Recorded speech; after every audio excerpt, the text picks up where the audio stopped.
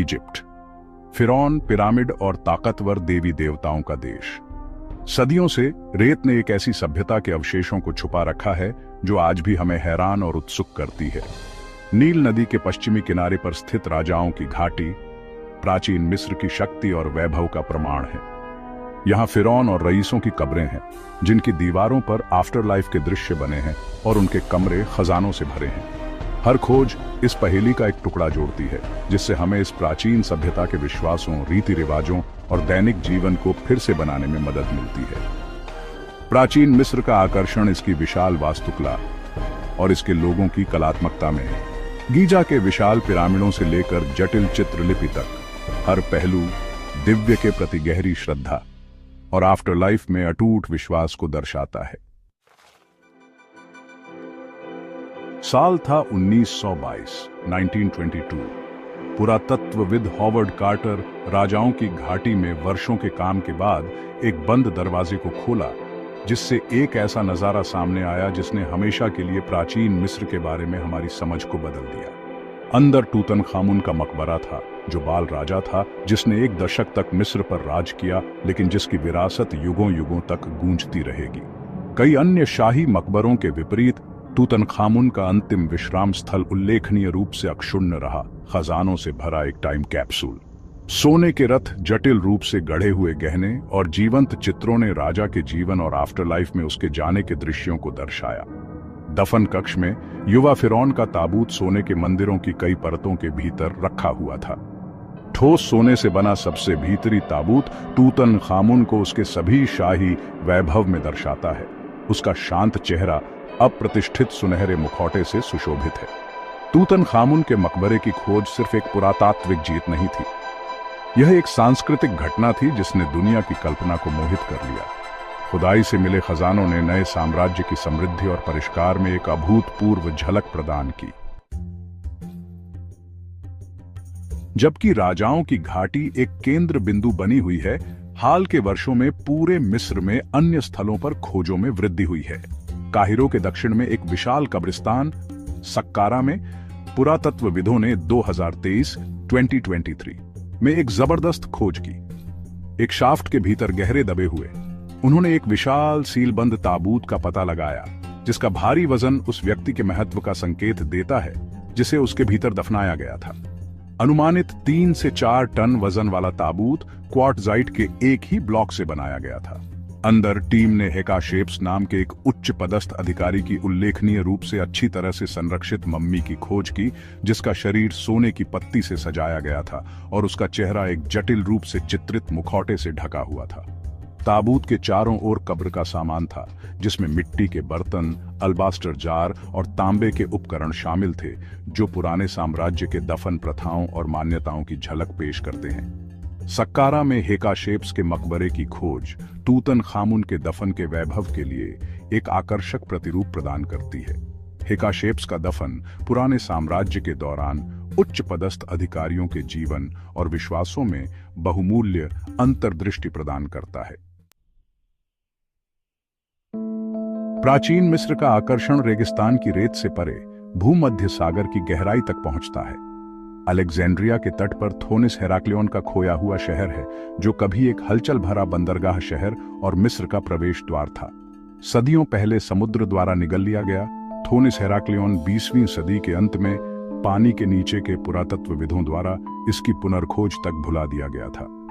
शहर के जलमग्न खंडहर एक संपन्न प्राचीन बंदरगाह में जीवन का एक विशद चित्र चित्रित करते हैं।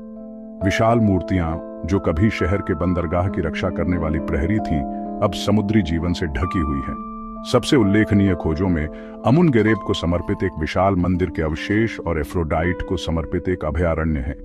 थोनिस हेराक्लियोन की खोज प्राचीन मिस्र पर एक अनूठा दृष्टिकोण प्रदान करती है, जो एक महानगरीय समाज को विदेशी प्रभावों के लिए खुला दिखाती है। सदियों से प्राचीन मिस्र के स्मारकों की दीवारों को सुशोभित करने वाले चित्रलिपि एक रहस्य बने रहे।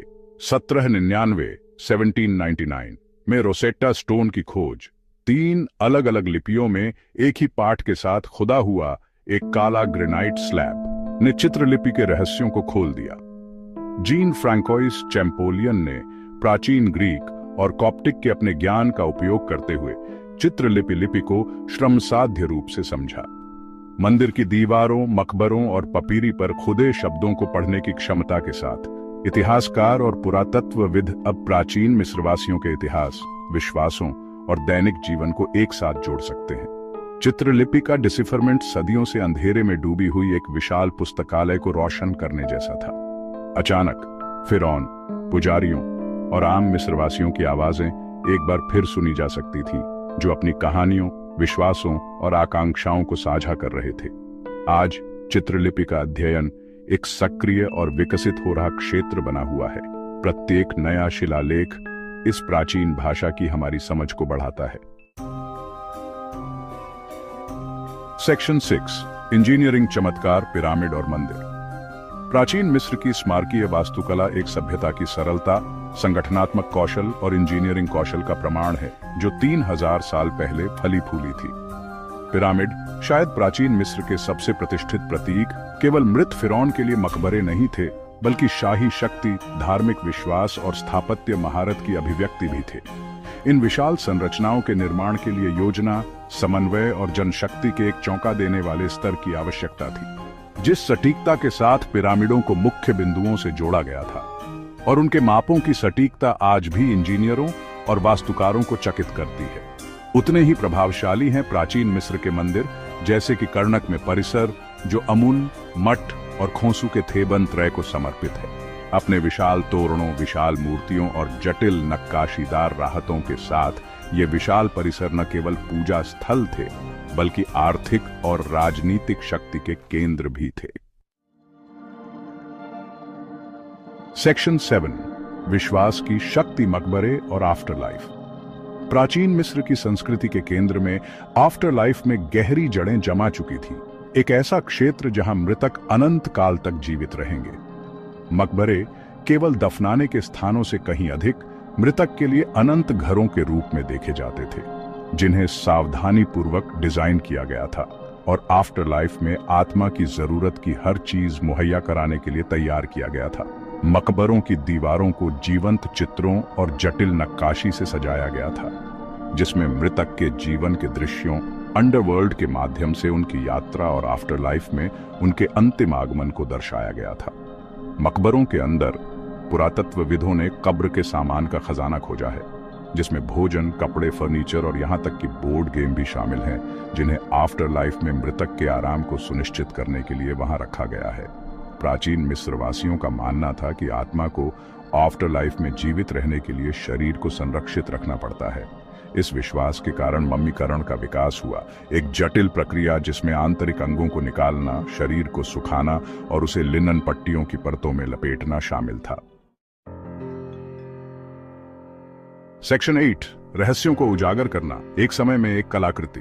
प्राचीन मिस्र के रहस्यों को उजागर करने की खोज अंतहीन यात्रा है। हर नई खोज, चाहे वह पिरामिड के भीतर एक छिपा हुआ कक्ष हो, खोए हुए ग्रंथों से युक्त पपीरी का भंडार हो या समय की रेत से निकाली गई एक भी कलाकृति, पहेली में एक नया टुकड़ा जोड़ती है। आधुनिक पुरातात्विक तकनीकें जैसे कि ग्राउंड पेनेट्रेटिंग रडार, उपग्रह इमेजरी और डीएनए विश्लेषण पुरातत्वविदों को अतीत का पता लगाने और समझने के लिए अभूतपूर्व उपकरण प्रदान कर रही है। ये प्रौद्योगिकियां हमें रेत के नीचे झांकने, पूरे शहरों का नक्शा बनाने और यहां तक कि प्राचीन मिस्र की मम्मियों के आनुवंशिक वंश का पता लगाने की अनुमति देती है। भविष्य और भी रोमांचक खोजों का वादा करता है, जो हमारी धारणाओं को चुनौती देना जारी रखेंगे और इस उल्लेखनीय सभ्यता की उपलब्धियों के लिए हमारी प्रशंसा को गहरा करेंगे। सेक्शन 9, प्राचीन मिस्र, एक स्थायी विरासत। प्राचीन मिस्र हालांकि लंबे समय से चला गया है, हमारी सामूहिक कल्पना पर एक शक्तिशाली पकड़ बनाए हुए है। इसके स्मारक विस्मय को प्रेरित करते हैं, इसकी कला आंख को मोहित करती है और इसके रहस्य अतीत की हमारी समझ को चुनौती देते रहते हैं। प्राचीन मिस्र की विरासत हमारी कला, वास्तुकला, भाषा और यहां तक कि हमारे कैलेंडर में भी देखी जा सकती है। पिरामिडों से लेकर अनगिनत नकलों को प्रेरित करने वाले चित्रलिपि तक, जो हमारे गहनों और टैटू को सुशोभित करते हैं, इस प्राचीन सभ्यता का प्रभाव हमारे चारों ओर है। जैसे जैसे हम इस प्राचीन सभ्यता के अवशेषों का पता लगाना जारी रखते हैं, हमें मानव सरलता, रचनात्मकता की स्थायी शक्ति और अतीत के स्थायी आकर्षण की याद दिलाई जाती है।